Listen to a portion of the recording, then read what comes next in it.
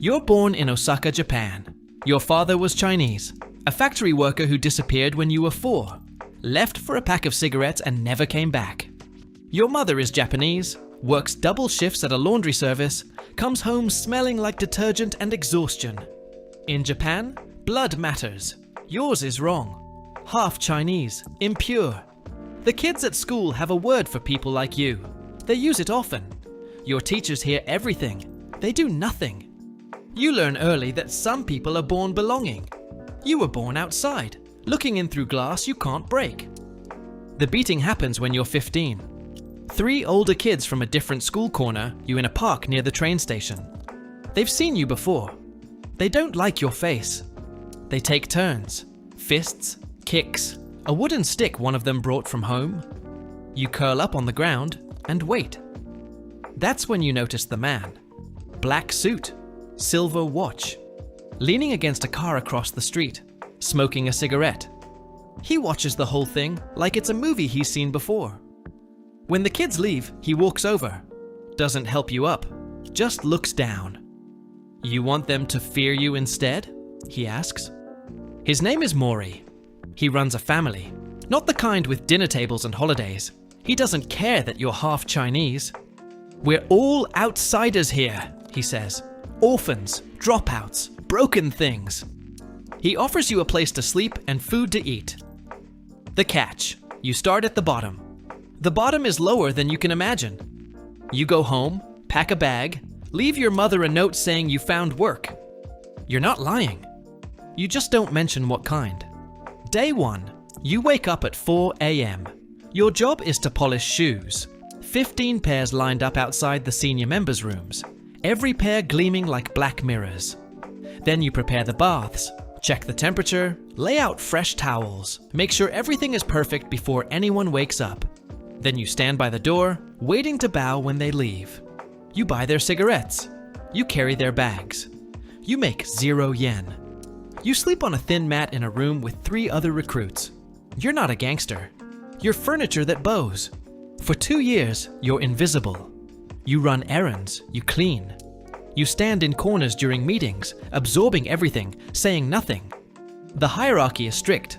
Oyabun at the top, Wakagashira below, then Shategashira and down to the soldiers, and below them, the recruits. You.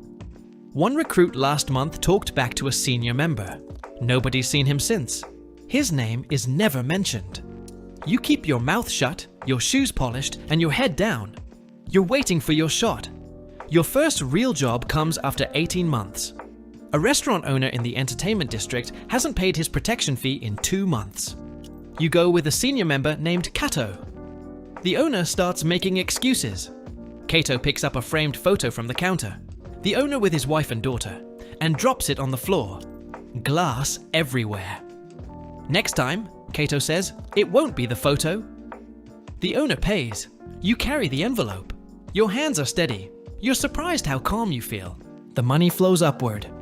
You collect from businesses, give everything to your senior. He takes his cut, passes the rest up. All the way to Mori. You don't skim. You don't round down. The family has accountants who know exactly what every block should produce. Steal 1 yen and you're stealing from family. Thieves don't get warnings. They disappear. The hierarchy isn't about respect. It's about math. And the math is always exact. You prove yourself on a rainy night in November. A deal goes wrong. A rival crew shows up at a meeting that was supposed to be friendly. Your senior freezes when a knife comes out. You don't. You step in front. The blade goes into your shoulder. Deep, scraping bone. 43 stitches. The police ask questions at the hospital. You tell them you fell on a fence. They don't believe you. You don't care. Word gets back to Mori. The half-Chinese kid took a blade and didn't say a word. 2 weeks later, you're invited to a ceremony. The Sakazuki ritual. You kneel across from Mori in a tatami room that smells like incense and old wood. A cup of sake sits between you. He drinks first. You drink from the same cup. That's it. No contracts, no lawyers. You're family now. Father and son, bound by ritual. Mori looks at you differently after. Not like a tool, like an investment. You belong here, he says. First time anyone's ever said that to you? First time you've believed it. The tattoos begin a month later. Irizumi, traditional Japanese ink, hand-poked with wooden needles. You lay face down while an old man turns your back into a canvas. A tiger emerging from waves. It takes 4 years to complete. Back, shoulders, arms, thighs. Each session is hours of pain. The artist doesn't offer painkillers. Pain is part of it. The tattoo is beautiful. It's also a life sentence. You can never go to a public bath, a gym, a beach. You're marked forever. That's the point. By 25, you're running your own crew. 6 men who call you Aniki, Big Brother. You have a collection route, a string of bars and clubs that pay on time because they know what happens when they don't. You wear better suits now. You drive a car that starts in winter. You send money to your mother through a maze of gifts and fake invoices. She thinks you work in entertainment promotion. She's not entirely wrong. You learn the business isn't about violence. Violence is just the punctuation. The real business is territory, relationships, leverage. You learn which politicians take bribes and which ones need threats. You learn which police captains can be bought and which ones need to be avoided. You learn that fear is a renewable resource. Use it sparingly and it lasts forever. Use too much and people start thinking they have nothing to lose. That's when they become dangerous. You try to have normal things. A woman, she works at a club you protect, knows what you are, doesn't ask questions. An apartment with a view of the city. Dinners at restaurants where the owner seats you first and never brings a bill. But normal is a costume you wear, not a life you live. You check your car every morning. You sit with your back to the wall. You memorize the exits everywhere you go. Paranoia is just good planning when everyone actually is out to get you. You make a mistake when you're 27. A shipment gets intercepted by police. Not your fault. Bad luck. An informant somewhere in the chain. But it happened on your watch. Your responsibility. In the corporate world, you'd get a warning. Here, you get a knife and a cloth. Yubitsume. You kneel before Mori, place your left hand on a wooden board, position the blade above your pinky. You don't hesitate. The cut is quick. The sound is worse than the pain. You wrap the fingertip in silk and present it with both hands. Mori nods. Debt paid. 9 fingers now. By 35, you're managing front companies. A talent agency that represents singers who'll never be famous. A real estate firm that buys buildings nobody wants. A chain of pachinko parlors that wash more money than they make from games. On paper, you're a businessman. You have cards, a secretary, meetings with lawyers. You pay taxes. The violence is handled by younger men now. You've been promoted to the part of crime that wears a tie. By 45, you run an entire district. Politicians return your calls. Police captains meet you for quiet dinners to discuss community matters. You've built things. A community center in a poor neighborhood, a scholarship fund for kids like you used to be. You tell yourself the blood money is finally doing some good. Deep down, you know the truth. You're not helping anyone. You're just laundering your conscience one donation at a time.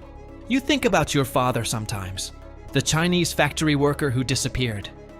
You used to hate him for leaving. Now you understand. Some men aren't built for the lives they're given. They run because staying would kill them slower. You didn't run. You stayed and became something else. You're not sure which choice was worse. At least he only destroyed himself. You've destroyed others. At least he had the decency to disappear. You stuck around and called it loyalty. Mori gets sick, cancer. It's slow. Months of watching him shrink in a hospital bed. Tubes and machines keeping him alive. He was the one who picked you up off the ground 30 years ago. He taught you that power isn't about volume, it's about certainty. He dies on a Thursday. The funeral is massive. 500 men in black bowing in unison. You stand near the front. You've earned that spot. After the ceremony, the knives come out. Everyone's calculating, and you realize your position isn't as secure as you thought. The new boss is 40, educated in America, speaks English, wears slim suits and talks about rebranding and legitimate business ventures. He looks at your tattoos like they're a disease, looks at your missing finger like it's a confession. The old ways are finished, he announces. The government is cracking down. Banks won't work with tattooed men. The organization needs to evolve. What he means is, men like you are evidence of a past they want to erase. They hold a vote. The same men who bowed to you for 15 years now raise their hands to cast you out. Hum on. Expulsion. Your name erased from the registry. Your territory reassigned. Your business is transferred. You walk out with nothing but your suit and the ink under it. In the Yakuza, exile is worse than death. Death makes you a legend. Exile makes you a ghost nobody wants to remember. You're 52 now. You rent a small apartment in a part of Osaka tourists don't visit. You can't get a normal job. Employers notice the missing finger, the tattoos peeking from your collar. You can't go to the pool, the gym, the bathhouse. You eat convenience store meals and watch salarymen walk past your window with their briefcases and their clean hands and their whole futures. You had power once. Respect. Men who would die on your word. Now you have a hot plate and silence. Your mother died 3 years ago. You went to the funeral in disguise, hat low, collar high, stood in the back, didn't speak to anyone. Your cousins were there, people you hadn't seen in decades. They didn't recognize you, or maybe they did, and pretended not to. Either way, you left before the ceremony ended. Walked to the train station alone. That was the last time you saw anyone who knew you before all this. The last connection to the person you used to be. You see him last week. A kid, maybe 15. Half something. Chinese, maybe Filipino. Cheap uniform. Fresh bruise under his eye. Walking home from school with his shoulders hunched, trying to be invisible. You invented that walk. Across the street, a black sedan. A man in a suit, watching, smoking. The cycle is starting again. You could warn the kid. You could cross the street and tell him what's coming. But what would you say? Don't become me. He won't listen. You didn't listen either.